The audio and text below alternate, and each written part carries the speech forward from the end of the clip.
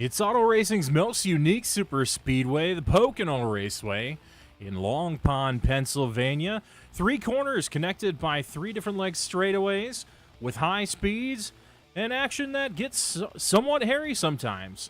Tonight we got 14 drivers ready to get after it for race number 5 of the Thursday Night Nitro Series, presented by SoaringLogos.com. And we're here on the Boom Tube, ready to bring you all the live action here tonight, with just 5 races remaining before the Nitro Shootout, our version of the playoffs for our league.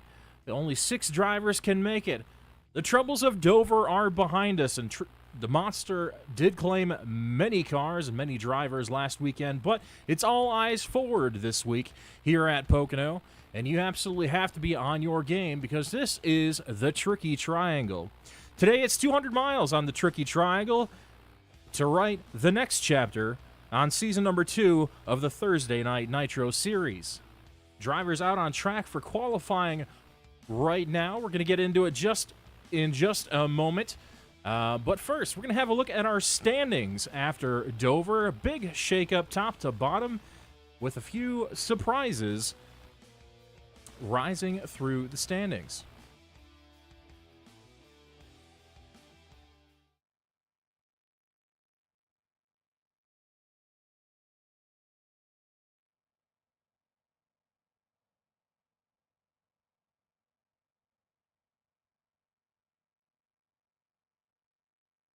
Having a look at the standings board, it is Devin Maines in that number 5 machine for Longshot Motorsports on top of the heap with 143 points, with Max Bowen coming up to 2nd place from 4th place just a couple weeks ago in his number 89 ride. He was the one to claim the victory last weekend, taming Miles the Monster at Dover Motor Speedway. Craig Bell down to P3 now in that number 14 Longshot Motorsports Chevrolet. He's out for this week, but hopefully will make his return next week. Aaron Mack sits P4, his teammate for Longshot. P5, Alex Wiggins for BDM. P6, Zach Miller also working his way up the point standings after a solid P2 finish last week.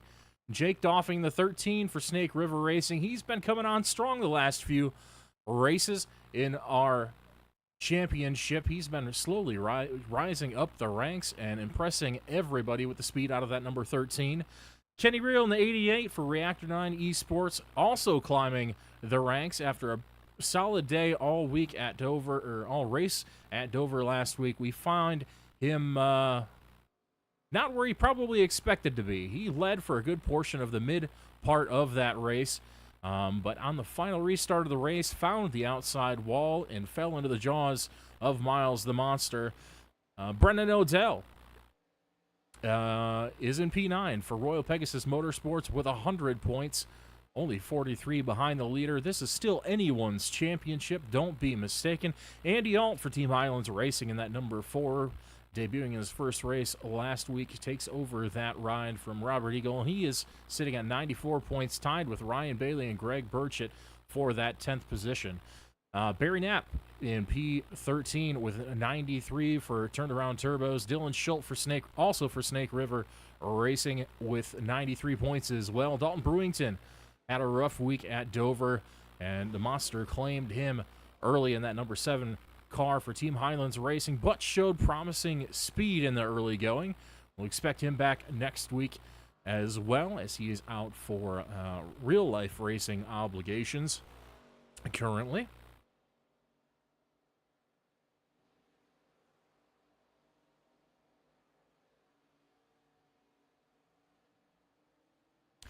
Just behind him, Mike Marker in the 46 for BSRO. Also had a solid week last week. He's up to 84 points, sitting in P16 right now. Just below him is Randall Peasley in that 63 for Turnaround Turbos, featuring our new series sponsor, SoaringLogos.com, on that number 63 ride this weekend. Tristan Rhodes for Reactor 9 Esports in the 20 is currently P18 with 76 points. That's the rundown of our standings. We'll give you also a quick rundown of our team standings. Behind the scenes, there's a bit of a team championship going on as well. Currently, Longshot Motorsports with a 32-point advantage over second place Team Highlands Racing. Third place in the standings is Snake River Racing, being held up by the Schultz with 238 points, just 48 points behind Longshot. BDM comes in with 226 at 60 points back, followed by Reactor 9 in 5th spot, 80 points back, only 20 behind 4th. Royal Pegasus Motorsports looking to mount a comeback on the second half of the season. They are 83 points behind, right within striking distance of that P5 spot. So it's going to be them and Reactor 9 going at it for that spot tonight. Turnaround Turbos with 175 points rounds out the championship standings. They are 111 points behind the leaders. Cars out on track right now for qualifying. We'll try to get this standings board off the screen. Hopefully it will cooperate here for us.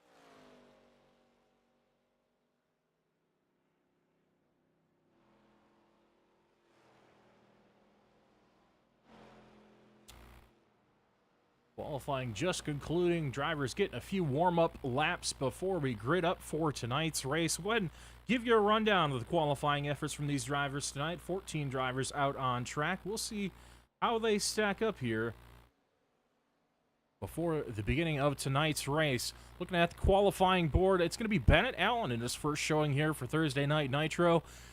Qualifying on pole, the Rogue Promotions pole award going to Bennett with a 54.386. That is an excellent lap. 2/10 over Kyle Nadeau, also making his first start this season. That is last season's reigning champion. Good to have our resident Canadian back with us in that second spot, rolling off the grid tonight.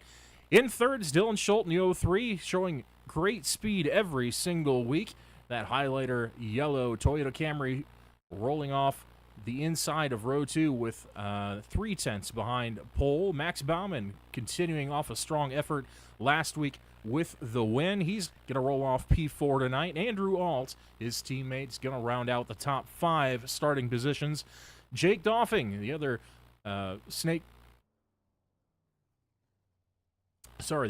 River Racing entry in that number 13, rolling off P6. Aaron Mack in the 31, P7. Greg Burchett starting P8 this evening, followed by Barry Knapp in the 42. Barry looking for a better week this week than the several past weeks have been. Seems to be getting caught up in several other incidents that are out of his control just about every single week. So looking for a strong run and a solid finish to back it up for that number 42. Zach Miller, our league administrator and owner in the number 38. He's going to roll off P10 this evening. P11 is Ryan Bailey in the 10 for Reactor 9 Esports. Randall Peasley for Turnaround Turbos. He's sporting our league title sponsors colors tonight in that number 63, followed by Mike Morcrid, also coming off a solid finish from Dover. He's rolling off P13 tonight. Dalton Buckingham's going to round out the field starting P14 in the number 39. That is our qualifying results for tonight.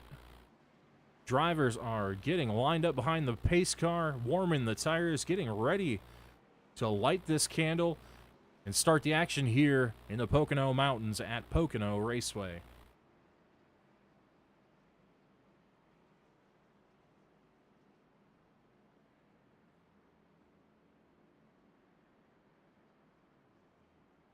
No outstanding penalties this week after Dover, so no drivers will have to drop to the rear of the field today. So what you see is what you get as far as the lineup for this race goes. Let's go ahead and take you down the order real quickly.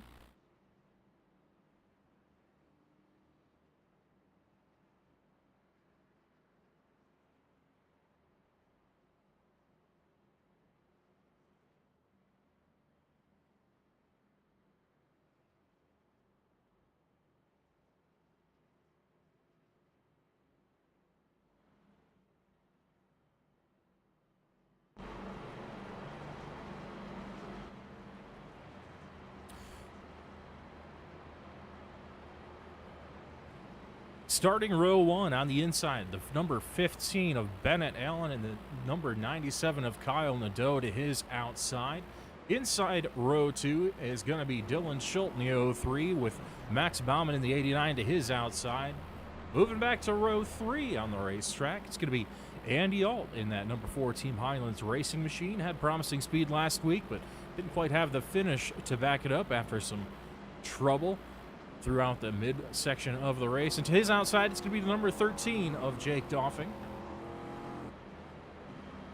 Aaron Mack in the 31, sporting new colors for that U.S. Army Esports 31 machine this weekend. He's going to start inside of row number 4 with Greg Burchett in the 33 for Pegasus, Royal Pegasus Motorsports to his outside.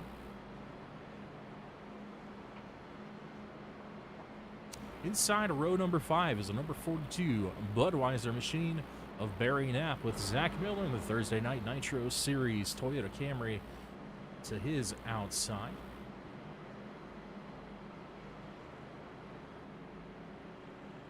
Inside row number 6 is Ryan Bailey in the 10 for Reactor 9 Esports with the number 63 of Randall Peasley sporting that SoaringLogos.com livery on his number 63 Chevy.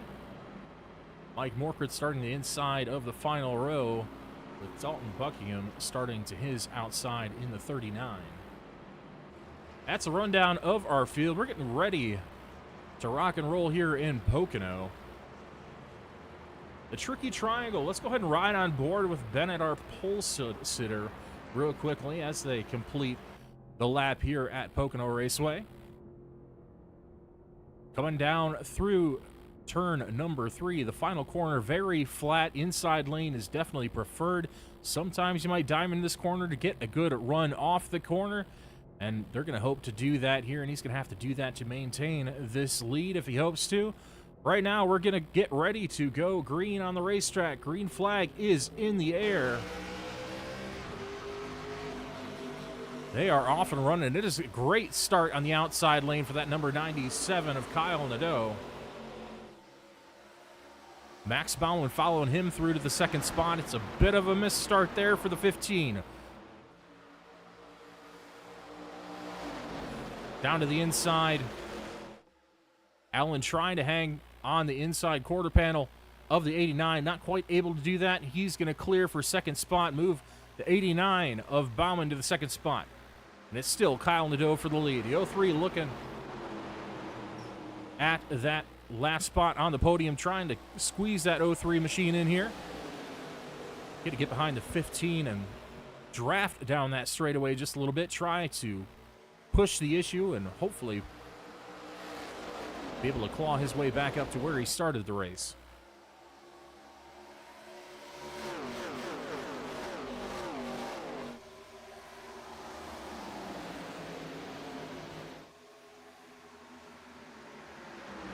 Side by side now for the fourth spot. It's Jake Doffing to the outside in the 13. The 03 is teammate to the inside. Almost a little bit of contact there.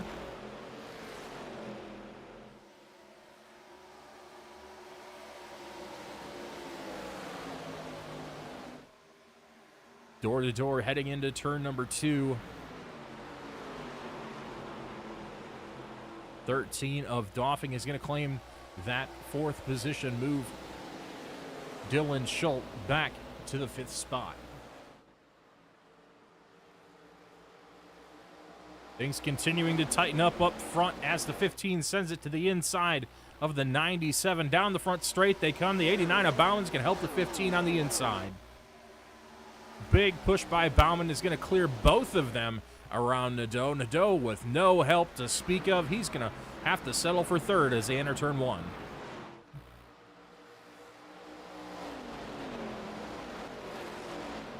Bennett Allen to the point, dives to the inside, trying to break that draft behind him, taking away any advantage that 89 might have.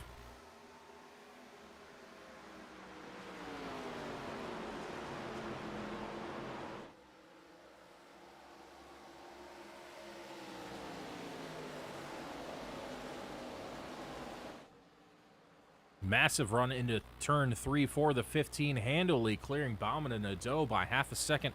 These two drivers might just have to work together a little bit if they have any hopes of catching back up to the 15. Behind them, back in the 5th spot. This battle tightening up once again. The 13 has it. The 03 wants it. Down into turn 1 they go. It's a little bit of a wide entry for the 03 of Schultz. He's starting to make up ground on exit, and he might have a bit of a shot here coming down the straightaway.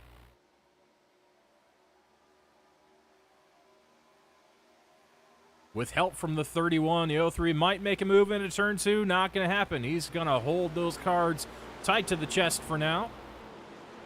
Goes a little bit wide. That might give the 31 a bit of a look, but it's not going to because the 4 is all over the inside of the 31. Down to the inside in turn 3 is Andy Alton, the number 4, Team Highlands Racing entry.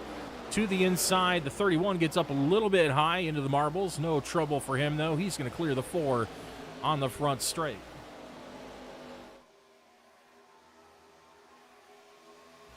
Behind them, Greg Burchett and Barry Knapp having a battle here for the 8th position.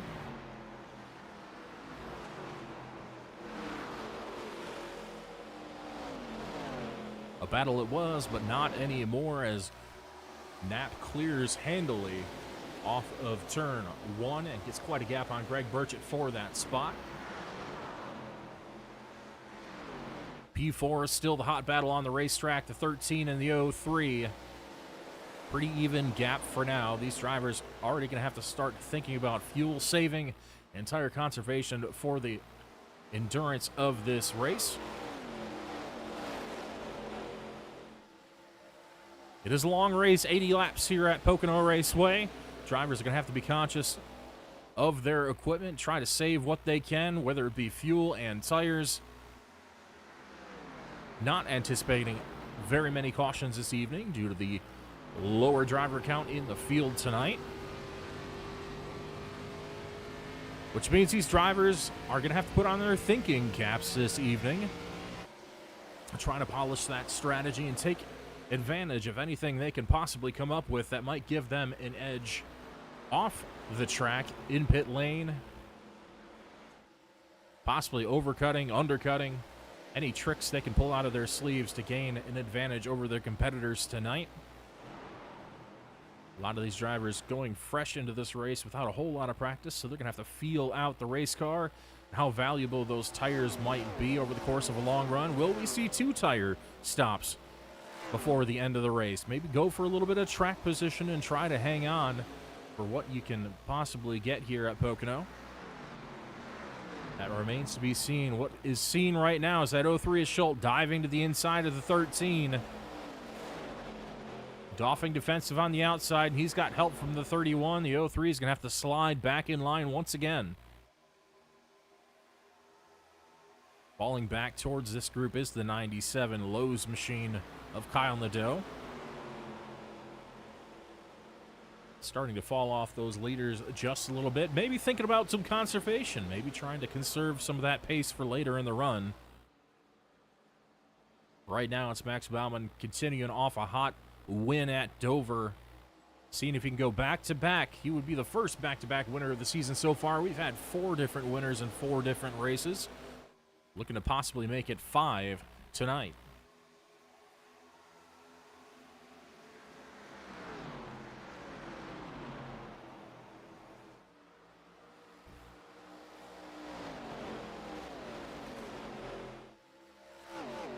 Sure, Max probably wouldn't mind grabbing 1 lap as a leader to get that bonus point towards his championship bid.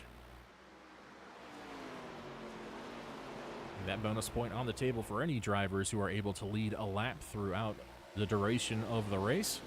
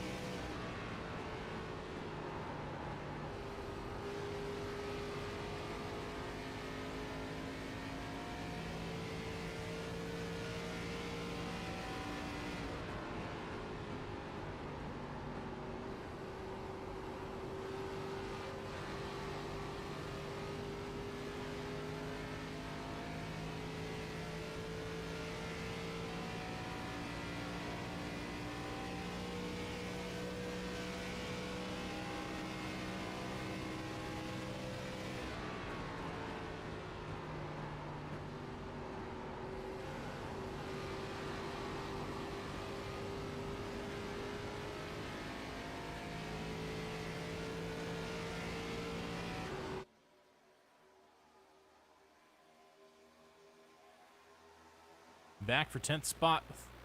Sorry, 9th spot. The 38 of Miller starting to catch that number 33 RPM machine of Burchett. He pulls the nose of his Toyota Camry down to the inside. As they head through turn 2, not able to get a jump. The number 10 is going to take advantage of that loss of momentum. He's going to jump to the outside of Miller as they head to turn 3. Miller having to concede that spot for now. The 10 gets a great run through the center of the corner as the 13 gets over, the 38 gets over the bumps a little rough. So he's probably going to have to lift off the corner, but he's going to have a huge draft coming down the front straight. Not going to be quite enough to get that spot back. Tight battle between all three of these drivers. Burchett trying to run away, but the two behind him just keep reeling him back in with the long period of draft they get down these long straights here at Pocono.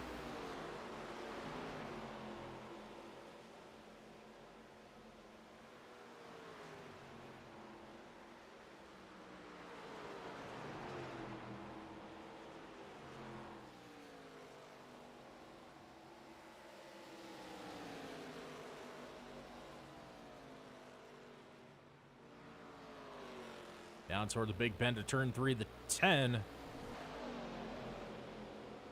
Ryan Bailey going to send it to the inside. Can't quite make it stick. The outside momentum through turn 3 takes the advantage here as they head down the front straight toward turn 1.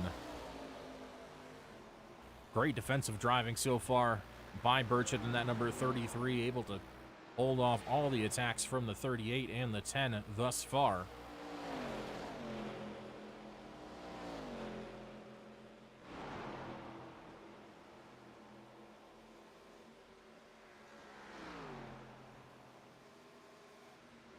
Worth a mention, the championship lead is on the line here. You see Devin Maines in the chat here with us tonight. Thanks for hanging out.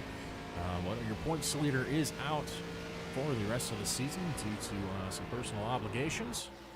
So up for grabs is the points lead tonight. We're going to see who can take it. Bauman is going to have it provisionally, but you also have 31 of Aaron Mack sitting right behind him in the points standings, currently fourth with his teammate in the 14 out for this evening as well. So it's going to be a battle to keep an eye on. The 89 and 31 running nose to tail on track right now. We're running nose to tail on track. Dylan Schultz takes over that fourth spot from Mack in that 03 machine. He sets his sights forward towards Bauman now. It's a tight battle here. Bauman's going for second spot to the inside of Nadeau. Down to the inside, almost tagging the grass. He's got that Toyota Camry so low on the racetrack. Once again, that outside lane prevailing. That massive shot of momentum on that outside really propels these cars forward. Max is going to lose 2 spots here. Challenging for second. He's going to have to settle for 4th now, as the 03 had a massive run behind the 97. He's able to clear him before turn 1. Nadeau also playing the defensive game. We see Bennett Allen starting to fall off a little bit here. Pushed hard in the beginning, cleared himself by almost 3/4 of a second. Now we see this threesome behind him starting to reel him back in. Here, 14 laps into our event.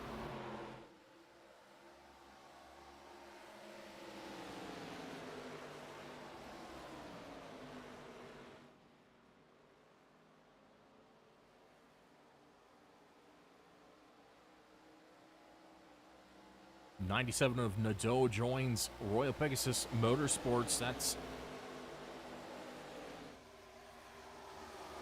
the 23, the 16, and the 33. Hoping to lift that team down from the bottom of the team points board toward the top. And if things continue as they are tonight, he will do just that.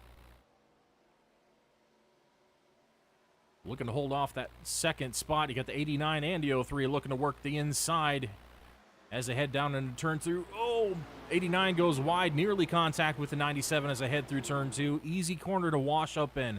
Turn 2, very notorious at this track for claiming race cars because it is very easy to wash a bit wide in that corner. Very, very flat corner.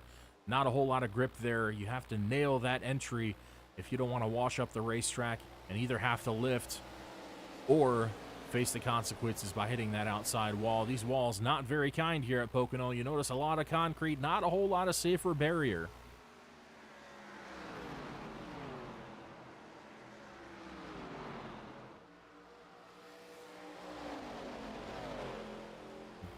Devin calling his shot. He says the 03 wins this race. I would say that's a solid bet if I were to take one. But we got a whole group of excellent race car drivers up here. Definitely great at saving tires in the 03, but that guy in 4th spot, he's been notorious for saving tires and making the long run work for him. Still trying to figure out this ARCA car. Says he just picked it up and has not done a whole lot of racing in this car just yet. I'd say he's doing pretty solid considering that. Inside line prevailing. The 97 putting a slide job in the 03, putting that bumper to the front nose of the 03, blocking that momentum from the outside lane. He's going to claim 2nd spot. Great racing out of these 3 drivers here for the 2nd spot, leapfrogging lap after lap. No contact, no big drama, but just excellent racing through and through.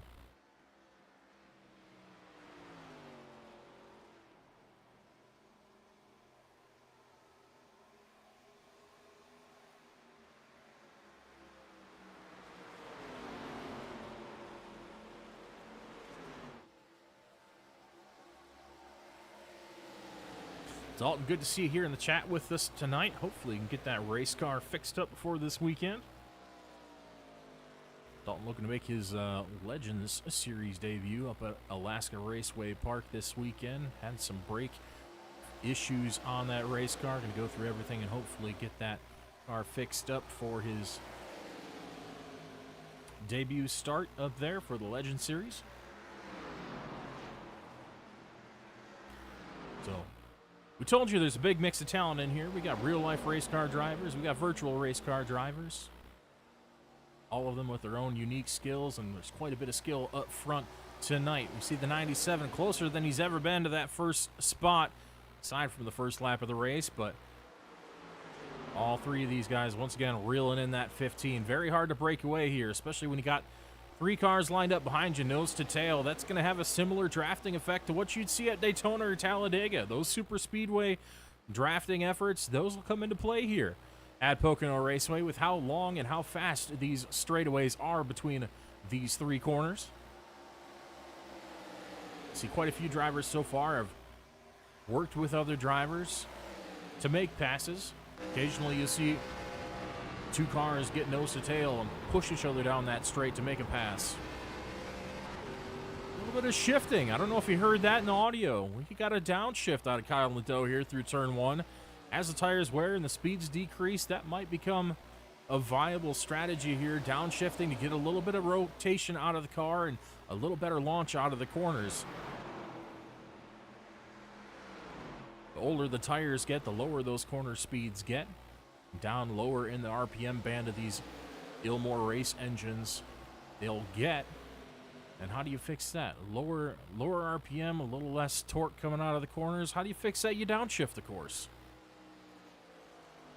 Looks like a few drivers already experimenting with that. It looks like it's working out pretty good for that 97 so far.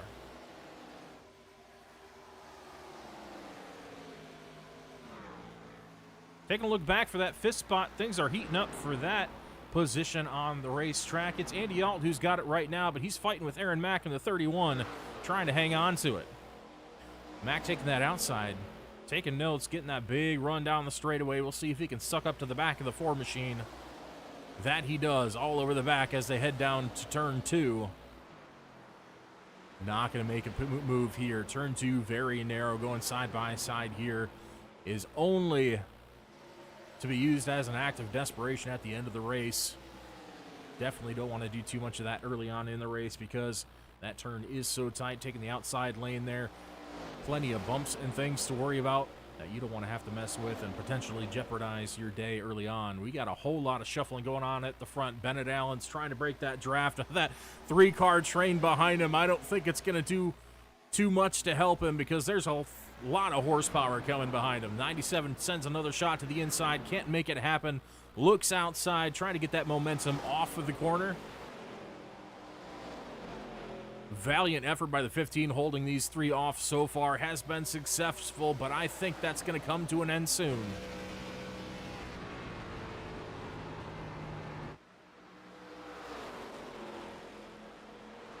Maybe the secret was running a Ford Mustang, the lone Ford in the field so far this season. We've seen Toyota and Chevrolet exclusively in this series so far, and we finally got a brave soul willing to take the Mustang out on the racetrack, and so far he is doing it justice because he's been leading for most of these 21 laps so far. And look at that, just absolutely able to pull away from these 3 off the corners. Not sure how he's able to do it, but man, can he overcome that draft.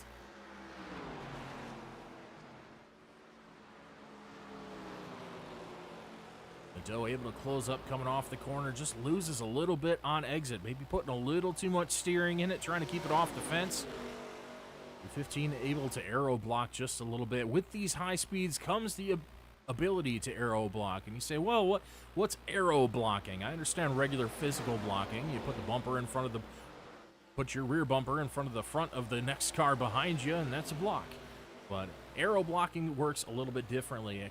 With the high speeds comes high downforce. But when you're following in the wake of the car in front of you, they're cutting a hole in the air. And you're not getting that high-speed air pushing down on the nose of your race car when you're tucked up underneath the back bumper of the car in front of you. Finally, to the inside is the 97. He says, no more aero blocking for me. I'm going to dive it down to the inside in turn 1. Sticking so far. Little bit of contact as he washes up the racetrack. 89 of Bauman jumps right to the task of trying to push him by the 15. All 3 cars in line trying to end the lead that the 15 of Allen has built up for himself. But look at that outside lane work, able to hold on for now. Bauman still pushing the 97 through. It's going to be Nadeau barely leading this lap by 0.006 of a second. Sorry, leading into turn 3. Not quite done with that lap yet. Tag in the grass, the number 97. You saw that grass go flying just a little bit too low in that corner. That's going to cost him some speed. A big wiggle out of the 97. It's the 15 of Allen back to the front.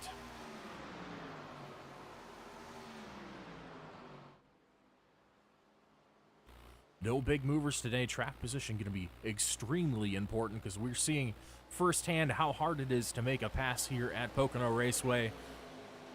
Even 3 cars stacked up behind you, they can't generate enough of a run to get around this 15 and make it stick.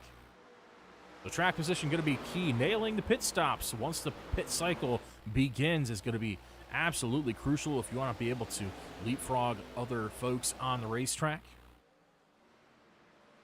Back here, this 3-way battle for 5th place, also still raging as we head across through to lap number 25 of this race. Still Andy Alta up front, 31. Aaron Mack still trying to get a run. Gets to the bumper of the 4. Will he look inside, or are they going to work together? Maybe some strategy going on between these drivers. Nope, not at all. Called it too soon. He jumps to the outside of the 4, trying to make that pass. He'll have the momentum out of turn 1 coming out of the corner. And I think he finally is going to make this thing stick. Move the 31 Aaron Mack to P5 on the racetrack. Andy Alt in the 4 settles behind him in 6th place. Now under attack from the 13 of Jake Doffing.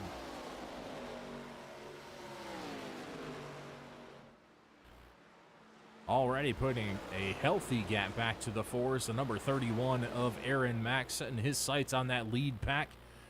Probably getting a little bunched up here for the lead pack. I wouldn't be surprised if some of those cars in that second group start to run down this lead group before too long.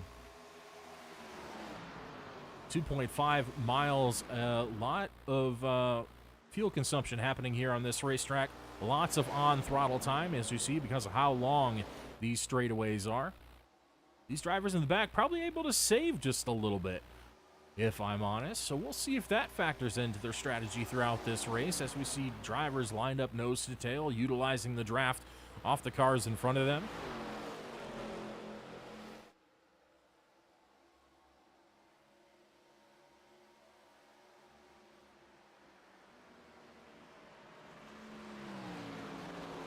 Indeed, Aaron Mack said, it's time to go. I can't wait around for these guys all day. Well, you asked when the pit cycle is. I'm going to say it's right about now. We see Dylan Schultz hit pit lane, the first one down pit road in the number 03, going for that undercut, maybe some fresh tires.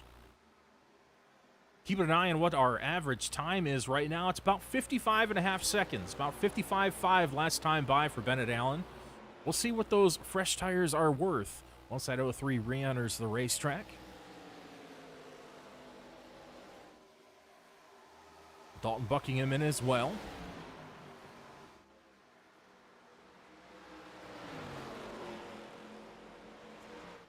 Pocono is such a long racetrack, you're not going to lose a lap here as you would many other racetracks on the schedule. 2.5 miles, plenty of time to get in, have your service done, and get out before the leader comes back around to put you a lap down. Speaking of, leader's going to come into pits now. It's going to be the 15 of Bennett Allen down pit lane, and Kyle Nadeau in the number 97 going to take over that lead with 89 on his tail.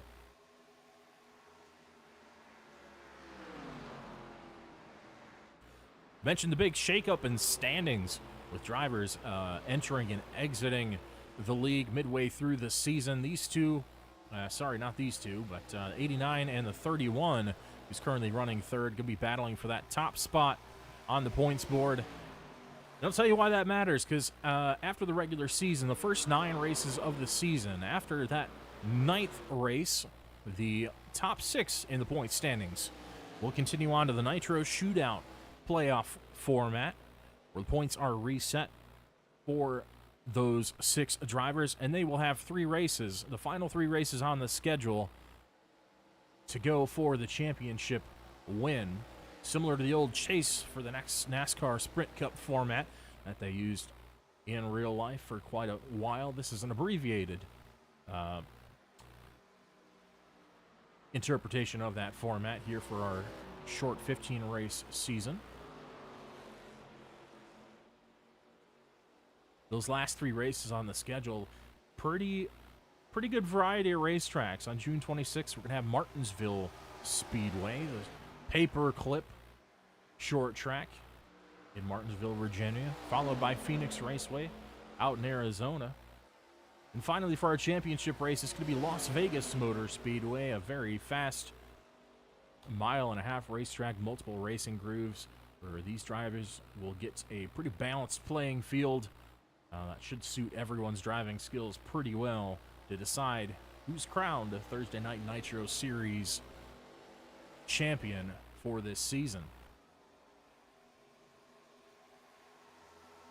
Dylan Bauman's still hanging in there out on the racetrack stretching this fuel run as long as possible. Taking a look at the lap times. Looking back to the 03, Dylan Schultz on my timing and scoring board. I'm seeing a 54.85 his last time by. 55.4 the last lap time for the number 97. Tire fall off. Not as large as I thought it would be here at Pocono Raceway. So maybe we do see some strategy happen with the tires later on in the run.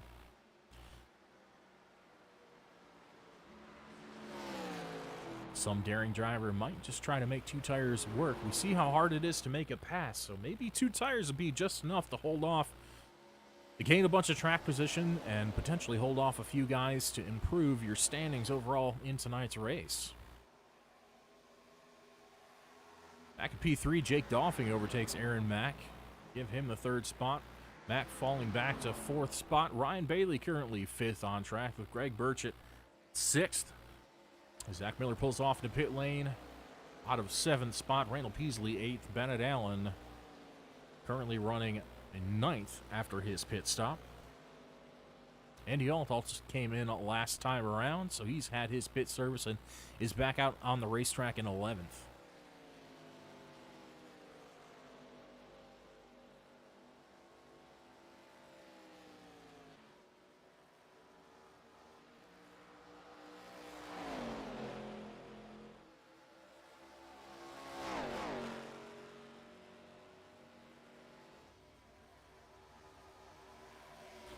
Devin pointing out in chat, the 03 splitting the race into thirds as per usual. Can't fault the strategy whatsoever. It's been a pretty successful one as far as things go for that 03.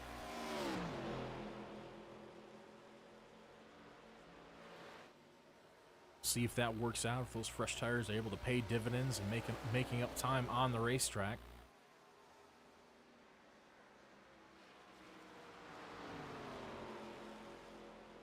That strategy probably going to work out pretty well tonight, especially if we go caution-free. Closing in on the halfway point of this race, and so far, no cautions to be found. As we speculated early on in the race, with only 14 drivers, things get spread out pretty quickly. Well, I say spread out. That top four battle was pretty tight and pretty intense for quite some time. Still tight between the top two.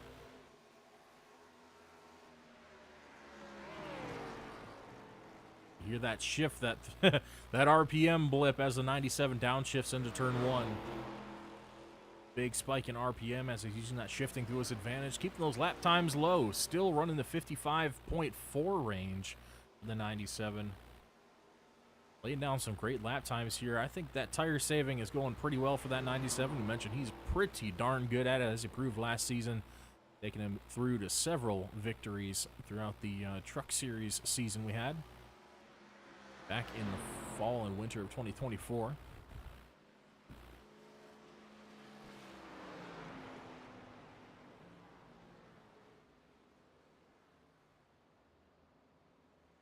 Tire split not worth a whole lot. We're seeing around 55 second laps for Dylan Schultz right now on those fresh tires. Same thing out of Andy Alt, seeing about a 55.1. So somewhere in the 55 range after only about 5 to 6 laps on their tires, nearly not even half a second off what the leader was running before coming into pits. It's Kyle Nadeau down into the pits, Max Bauman right behind him. Greg Burchett going to take over the lead and get that extra bonus point for Royal Pegasus Motorsports.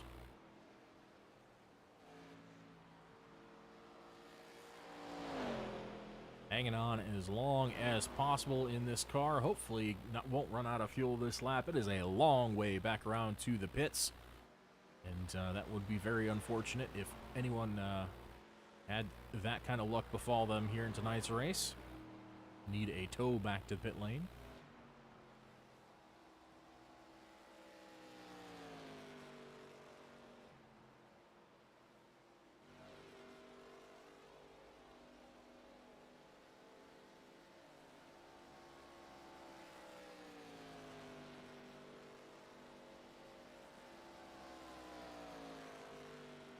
Most of the field electing to pit right around the lap 30 mark. A couple of them stretching it longer, somewhere between 30 And 33 laps, I think, would be about the average that the field is willing to stretch those fuel and tires here tonight.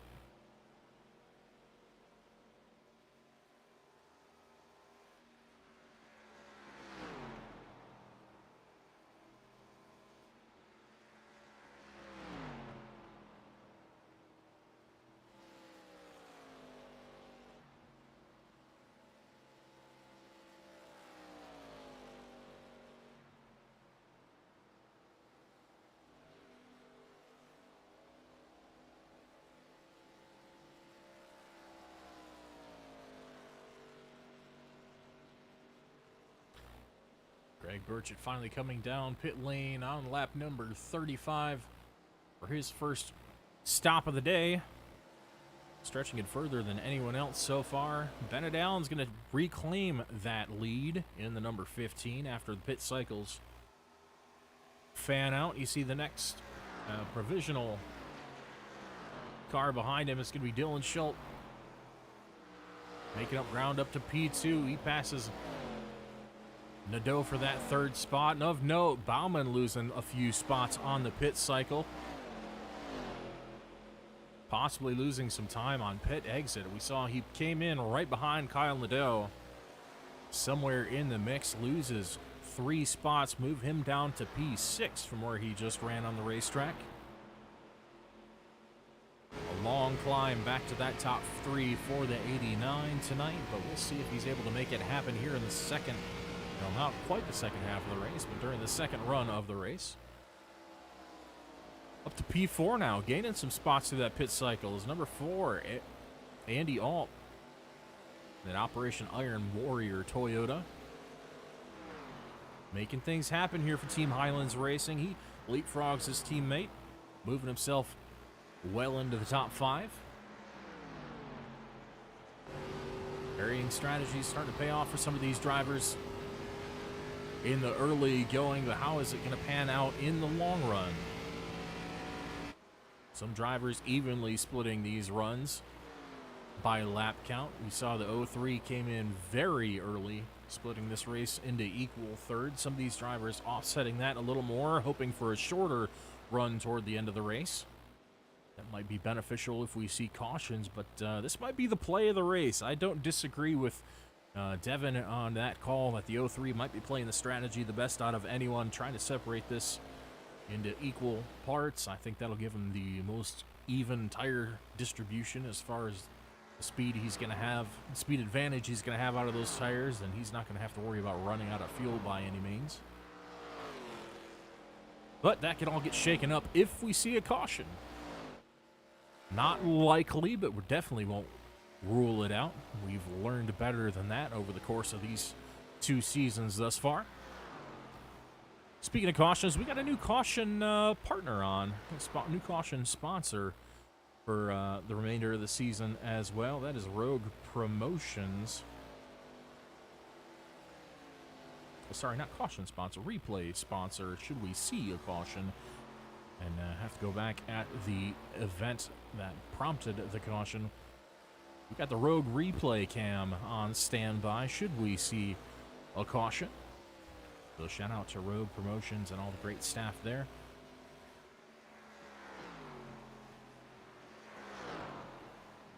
Also providing some awesome customizable promotional items for whatever your needs might be.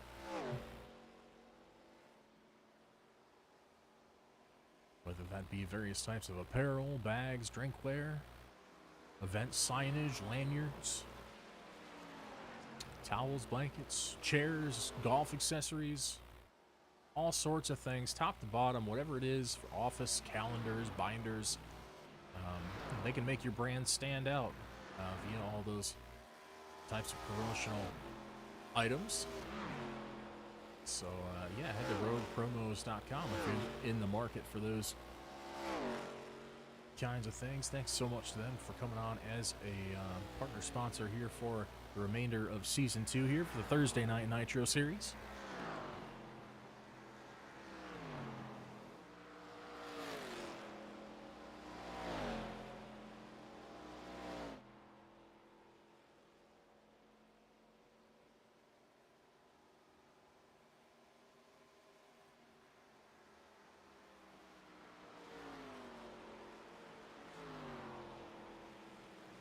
Let's take a quick rundown through the field. It's still Mr. Bennett Allen out front in that number 15 Ford, followed by Dylan Schultz in the 03.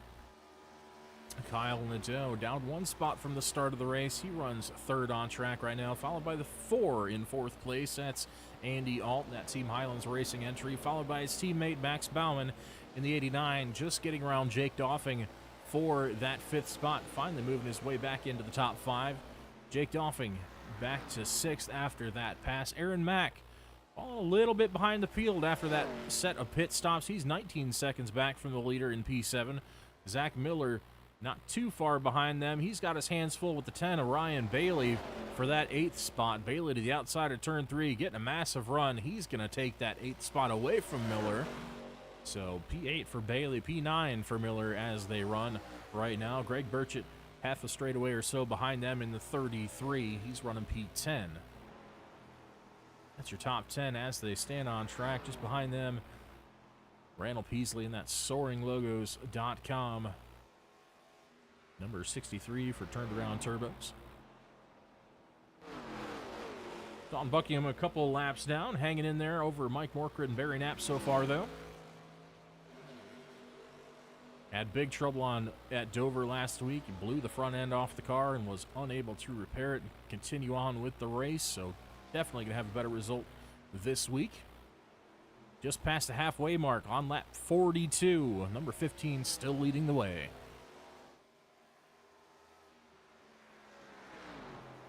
Back here, we see a caution come out. Well, he said it might happen. It's between Max Baumann and Jake Doffing, the 89 and the 13. Looks like pretty significant damage to both race cars. That 13 is missing most of that front end. Well, we just said it was on deck and ready for action. Well, let's take a look at the roguepromotions.com or roguepromos.com replay cam.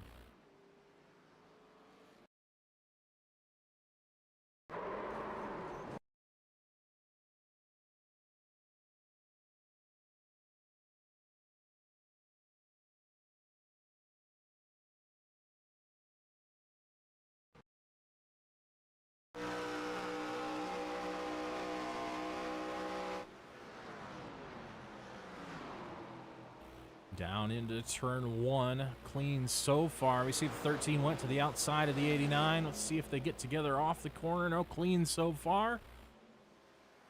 Looking down toward turn 2 now. The 13 should be getting a run here.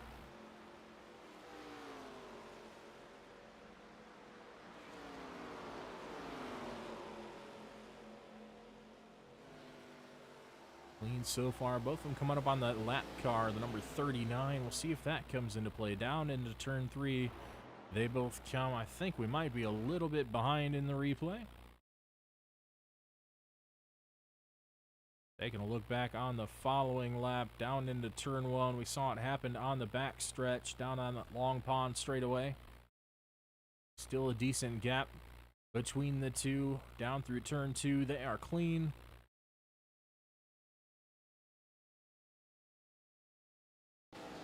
We might have missed it just by a little bit here. Let's go ahead and jump back once again. Hopefully we can get a better look at the incident. Let's go ahead and rewind from this point. Here we go. Down in turn 2 for both these drivers. Looks like Baumann gets really loose coming out of the corner. Counter steers to the right to correct. He got the 13 to his outside. Still trying to hang on to that race car. Drifting up the track. Oh, just comes across the nose of the 13 as he's trying to save the car. Still loose and wiggling side to side. Let's rewind one more time. We'll take a ride on board with the 89. Keep an eye on his hands as they come through turn 2.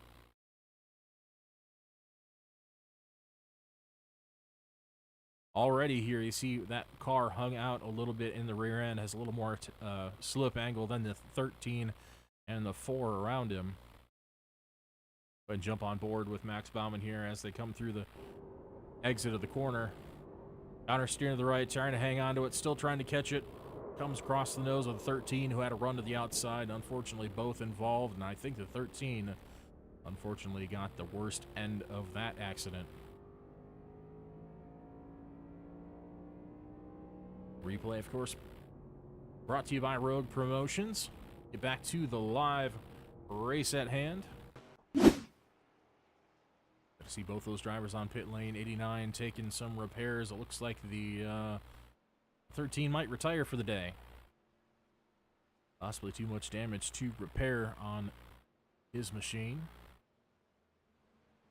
Still Bennett Allen out front, followed by Dylan Schultz, Andy Alt, Greg Burchett, Kyle Nadeau. The top 5 as we run on lap number 44. Down to pit lane from the lead. Bennett Allen's going to make another pit stop on lap 44. Dylan Schultz electing to stay out and stick to his 3-part strategy.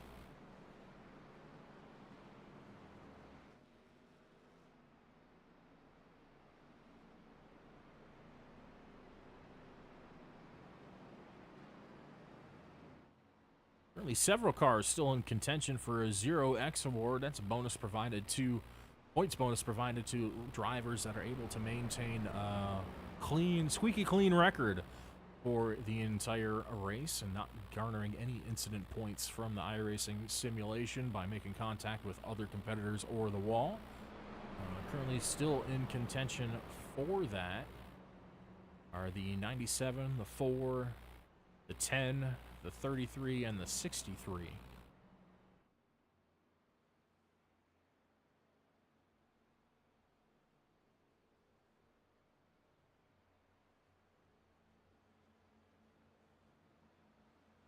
Several cars opting to come down pit lane for service that time around. Bennett Allen, Kyle Nadeau, Aaron Mack, Zach Miller, Max Bauman. Bauman in for damage repair after that caution. So it's Dylan Schultz leading the way, followed by Andy Alt, Greg Burchett, Ryan Bailey in the 10, Randall Peasley in the 63, running high for him today, up in P5.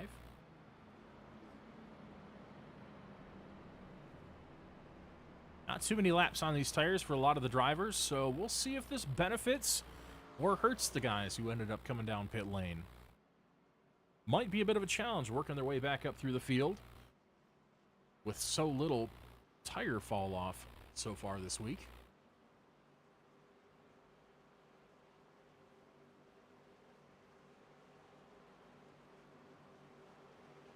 Down to the start-finish line, Dylan Schultz leads him to the green. He's going to clear Andy Alt before turn 1. Making that block to the inside, making sure no dive bomb moves can be made to the inside. He tries to make it happen. Cutting down in front of the 4. He's going to get the 4 tight. 4 washes up the racetrack through turn 1. You see the 10 really wide. He's going to have to really lift out of the throttle and keep that thing out of the fence. Dylan Schultz still out front, pulls down to break the draft on the 4.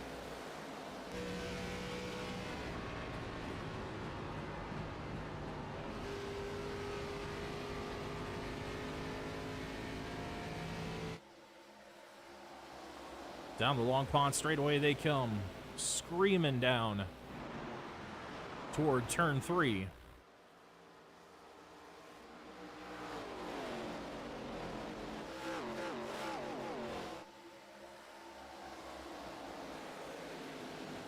Field already beginning to spread out a little bit. It's Greg Burchett behind them, Ryan Bailey and Randall Peasley, your top 5.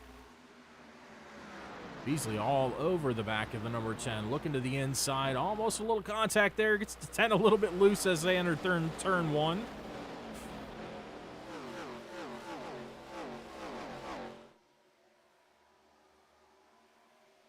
Beasley smells an opportunity now that he's up in the top 5, looking to make the most of it. Down to the inside of the 10 once again through turn 2.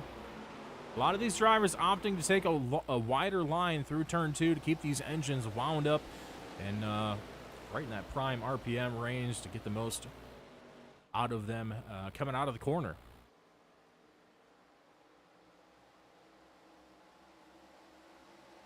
Easily a bit of a wiggle there, having to lift out of the throttle to keep that number 63 out of the fence. Going to have to settle back in line right now for P5. Big run out of turn 3 that time for the 10, though. That's going to put him all the way up on the back bumper, the 33 of Greg Burchett. He's going to have to go defensive to hold off the attack on this number 10 machine. Maybe not. 10 goes wide off for turn 2. Ooh, pounds the fence. The 63 follows him right into the outside wall. Big hit for both of those cars. Hopefully not too much damage for either, but I wouldn't count on not having any aero damage on that number 10. Hit that right rear pretty hard on the wall. Still under fire from the 63, and your former leader, the number 15, right behind them. He got a first front row seat to that battle as it continues to go on. The 63 down to the inside of the 10 through turn 3. 15 says, get me out of this hornet's nest. I want to get by both of you, but proving to be difficult so far, as we speculated it might be. No ground gain for the 15 so far since the restart. Looking for a way through, possibly going to put a bumper to one of these drivers, trying to push him through. It's going to be Peasley for now, taking over that 5th spot. 15 Allen alongside now, looking to take over 4th. Getting a big push from the 10. Hoping to make a hole for himself here. 10 goes wide, forces Peasley high. Peasley still got the advantage coming off the corner. But the big winner in all this is number 15. Finally finds his way by both of these drivers. Move Bennett Allen up to P4 on track, and he sets his sights on the number 4 of Andy Alt for 3rd.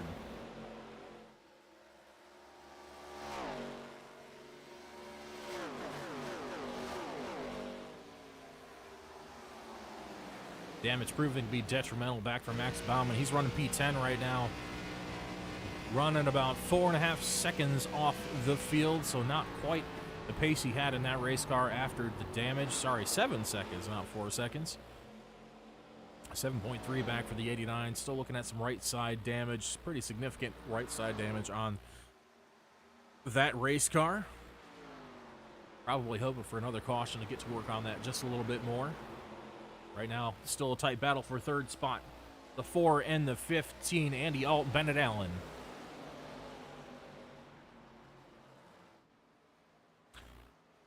Big charge to the outside for the 15, looking to make the momentum off of turn 3 down the front straight. Not able to make it happen this time. The 4 is going to slide back out front. 15 is going to look for the move into turn 1.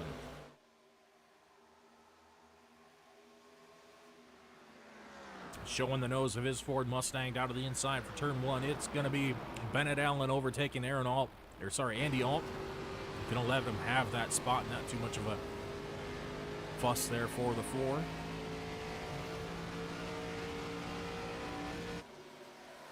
Aaron Mack starting to make up some positions on the racetrack. We talk potential points leader coming out of this race.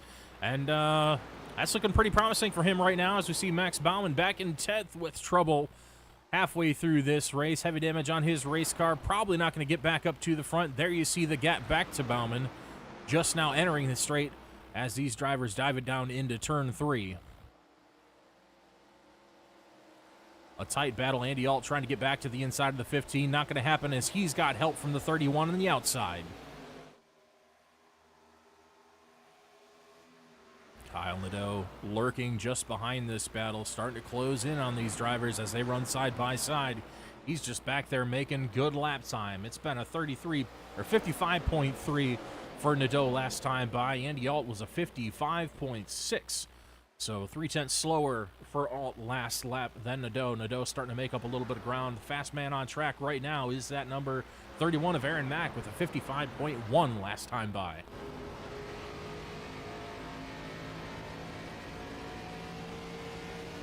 We'll look at the best time because there is a bonus point in it for these drivers for the best time of the race. Right now it's Max Baumann with a 54.5, an absolutely flying lap for the driver with the number 89. Probably not going to repeat that anytime soon at this point in the race, and we'll see if any other drivers are able to. We see Schultz getting close at the 54.7 out front, but another close time for Allen with a 54.56, just a couple hundredths behind Baumann so far. So definitely within striking distance for some of these drivers to claim that bonus point for fastest lap, but for right now, it belongs to the 89 of Baumann.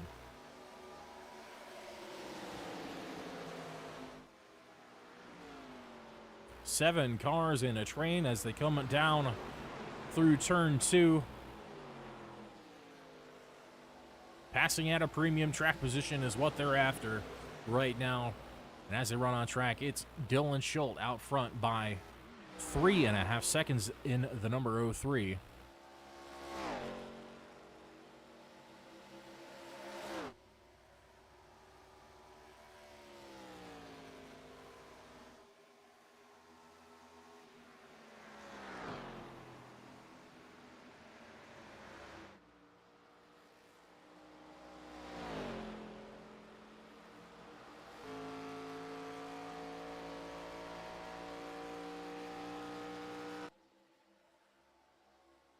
Looking at the gap from the lead back to this pack of 7 cars trying to run him down. Schultz running away with it solo right now as the rest of this rest of the pack tries to gain some kind of advantage over each other as we see the 4 go to the inside of the 33 for that 4th spot.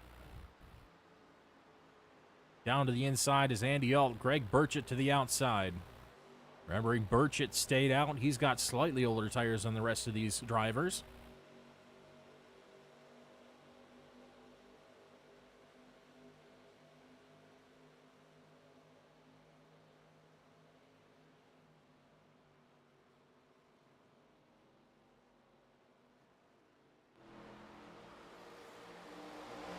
Burchett holding on for now. That outside lane proving to be dominant. Here as we progress later into the race, you see that momentum just too much to overcome, make a move to the inside unless you have help to just push you down that straightaway and get you clear. Not going to happen. The 4 loses several spots. Move him close to the end of this train now as a 33 holds position. Miller and Nadeau both taking position over Alt as they run now. 55.1 the last lap time for Dylan Schultz. 55.3 the last lap for Bennett Allen in second. Even with drafting help from the 31 behind, not able to make up any ground on the leader. Schultz has this place figured out. He's become a geometry expert here at the Triangle. He's got all 3 corners figured out. He is setting sail out in the lead. You see the distance to that highlighter yellow number 3 is absolutely astonishing for running by himself out front.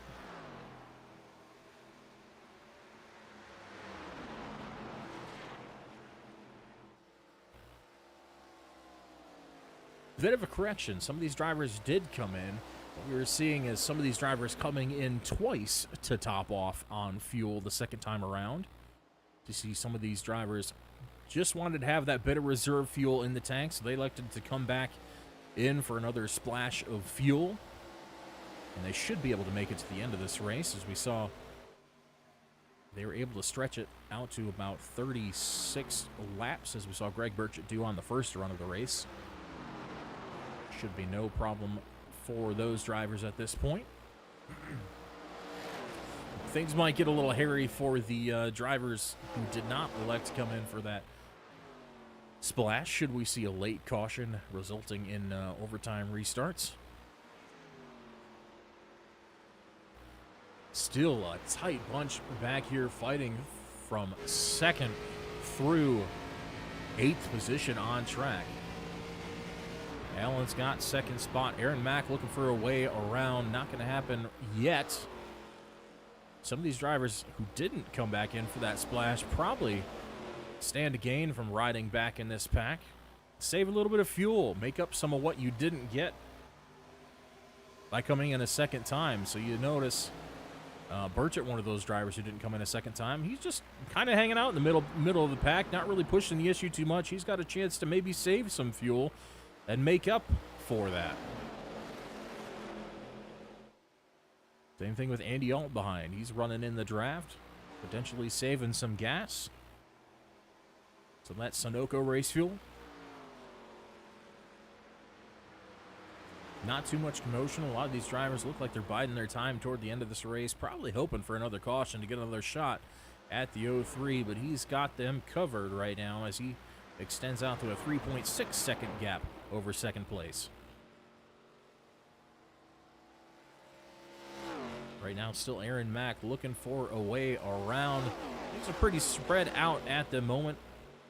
Not completely spread out, of course, but not seeing too much effort to make any moves here. You see an opportunity for the 31, but he's not really going to take it here into turn 1.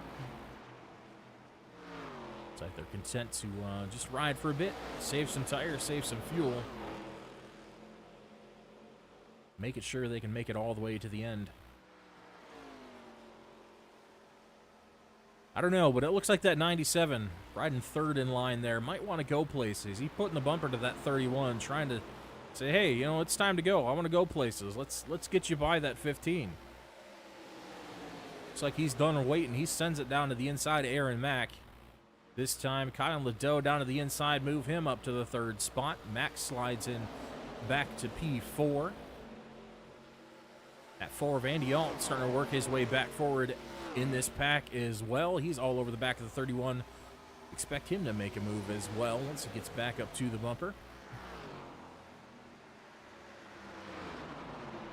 Nadeau finally sending it down to the inside. He's working on the 15 now. Let's see if he can overcome that outside lane momentum. Possibly a little bit of side draft to pull him back. Not going to see it just yet. Not going to take that chance. 31 plants the bumper in the back of the 15 Ford Mustang. Pushes him handily out in front of the 97. He says, hey, not so fast. This is my spot.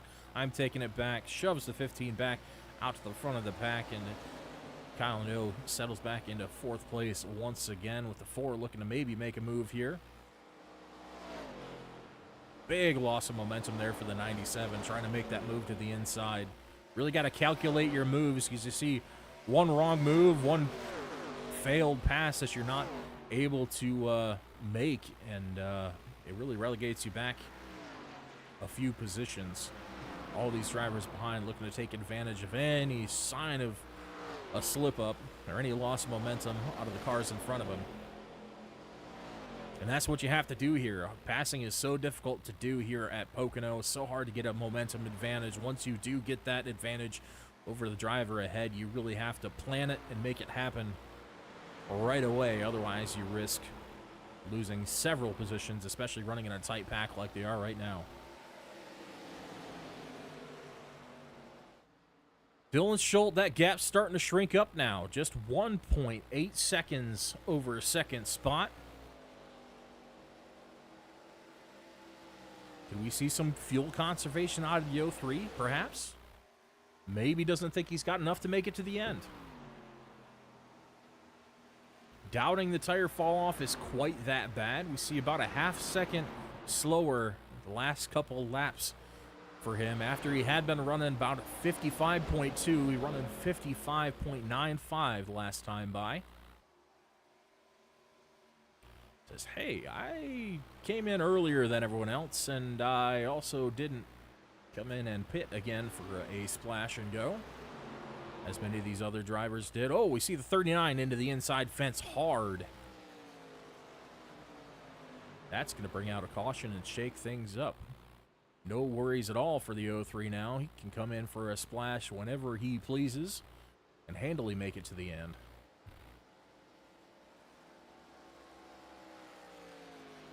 Caution out on lap number 63 tonight. Go ahead and take a look at the replay.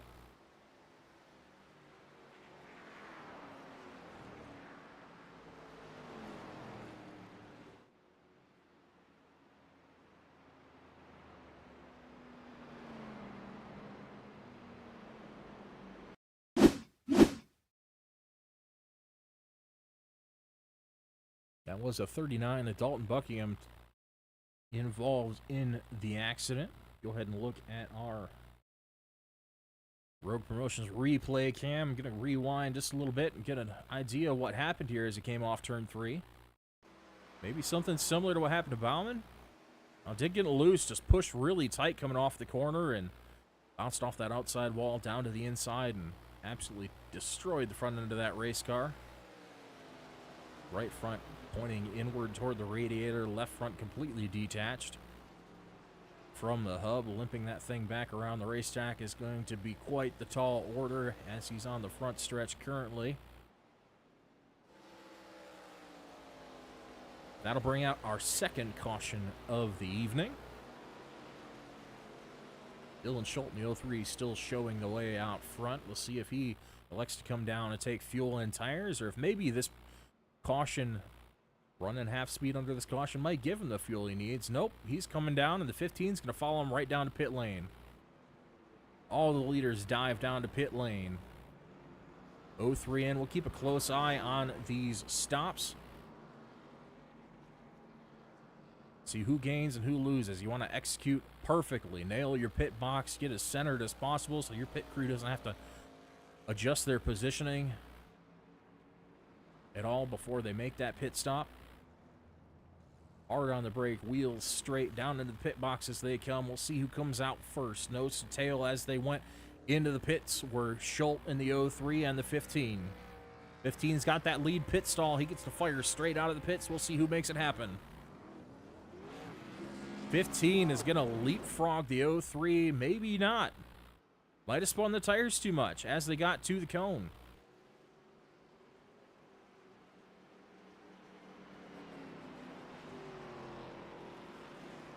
Let's take a look back at that replay once again.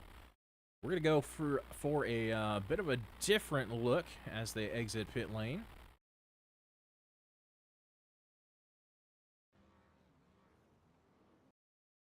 See both drivers pulling out. 03 gets gripped up right away. You see lots of tire smoke off the 15 now, though. We'll have to see who came out on top.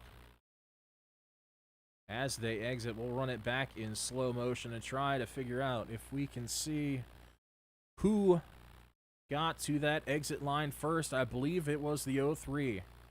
Right there it is. We'll see if we can get a better look from the blimp. It was close. 03 gets there just shaves the line quicker than the 15. He spun his tires just a little bit too much. Had the opportunity to leapfrog Schultz for that lead, but can't make it happen. We mentioned pit execution going to be absolutely crucial here because we see how hard it is to pass, especially that number 03 car who's got this place figured out.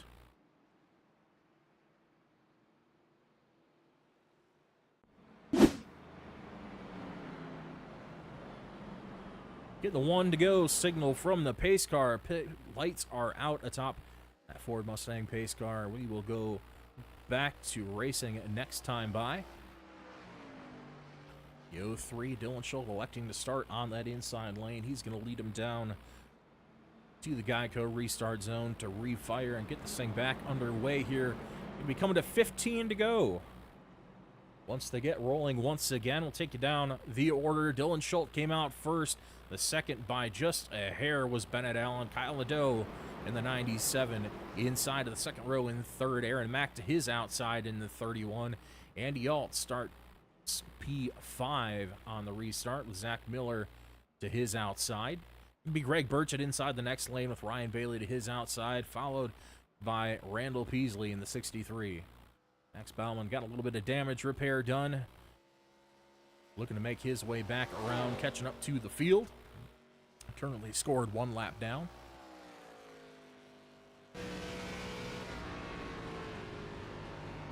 Sorry, actually, Lucky Dog candidate that lap, so he's going to make that lap back up, and he's going to be on the lead lap for this restart, assuming he can catch the tail end of the field, giving it all he's got to get back around in time.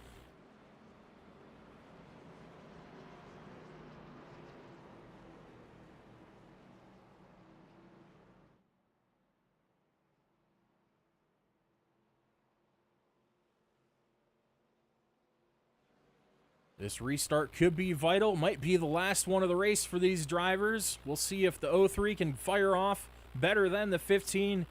It might be up to the second row, too, seeing who can push which car out to the lead. Here we go, down to the Geico restart zone. 03 fires off. He's going to get clear of Allen before turn 1. Clear by half is the 03. 15 in second. Kyle Nadeau slots in third. Back behind them, it's side by side for fifth. Andy Alt has it right now, followed by Zach Miller, Greg Burchett, and Ryan Bailey. Allen looking to make it happen on the outside. He's got that outside lane, high side momentum, charging down the long pond straightaway towards turn 2. He wants a piece of the 03, and he's got help behind him from the 97. Massive momentum shift through turn 2. 03 executes to perfection and pulls out 2 car lengths on the 15 as they head down to turn 3. Able to close in here on turn 3 is the 15. He's able to send it to the inside, get that bumper up to the rear spoiler, the 03, packing the air and then creating that separation. Side drafting in full effect for the 15 as they scream side by side down to turn 1. 15 might get clear here. Will he put the slide job on the 03? Shifts up the racetrack, taking away the arrow off the nose of the 03. Dylan Schultz going to slide back to second, give the lead to Bennett Allen. Kyle Nadeau just behind this battle in third, the 97, kind of waiting to see how it shakes out. Painting the line through turn number 2. Back down the straightaway toward turn number 3 they go. The 97 starting to fall behind the top 2 just a little bit as the 31 closes on the outside.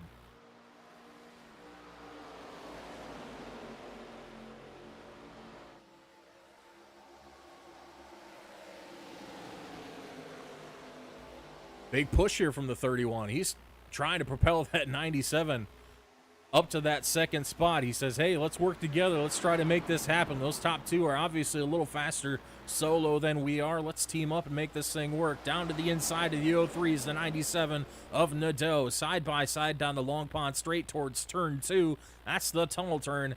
The reason that turn is so bumpy, there is the access tunnel under the racetrack. Goes underneath this corner, so this corner has a lot of character. And that's why you have to nail it absolutely perfectly, because those bumps can offset your car and make things really hairy really quick. 97 falls back just a little bit. He's going to come under fire from the 31 as they head through turn 3. Momentum favoring the high side again. The 97 stays in P3 for now. Keeping a close eye on this battle is the number 4 right behind them, hoping they go side by side once again and give him a chance to get in on the action. Hanging on to the tail of this field, or tail of this pack rather, is the number 38 is Zach Miller. Been quiet all day. Hasn't made too many bold moves, let's say, but having a drama-free day, keeping himself right in contention here, tacking on to the end of this pack in P6. It'll be a solid day for him if things shake out just as they are now. Coming off a second place finish last week at Dover, but right now the battle's still out front for that lead. The 03, Dylan Schultz trying to run down Bennett Allen in the number 15 for the lead.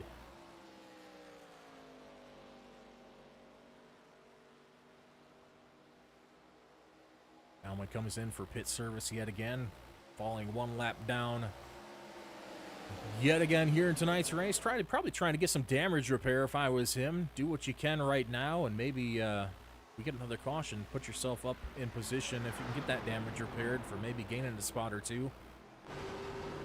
Remember, he's battling that 31 for the points lead. A little bit of a look there from the 03 that time. Didn't quite make it happen. It is now, though, 3 wide as they head down the straight. Will someone back out? Oh, 15 gets off of just a little bit. Looking for the crossover on the 03 as they come through turn 2. Can't believe they are 3 wide heading toward turn 2. It is sketchy going 2 wide in turn 2, but they send it in there 3 wide. 15 lifts and yields that spot. He's right back on the charge. Down to the inside of Nadeau for the lead now is the 15 of Allen. Give him the lead here on lap number 70. Just 10 laps to go in tonight's event at Pocono. 200 miles gone just like that. Still side by side into turn 1. It's going to be Nadeau with the momentum advantage on the outside. The 15 might just get clear as they come off the corner, and he does.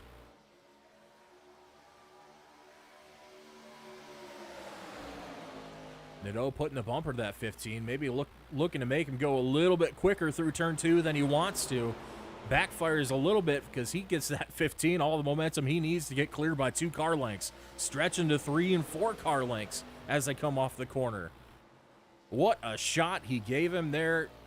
I don't think that went quite how he planned. As they run first, second, third, Allen, Nadeau, and Schultz. Aaron Mack back and forth, even spacing between the top 5 right now.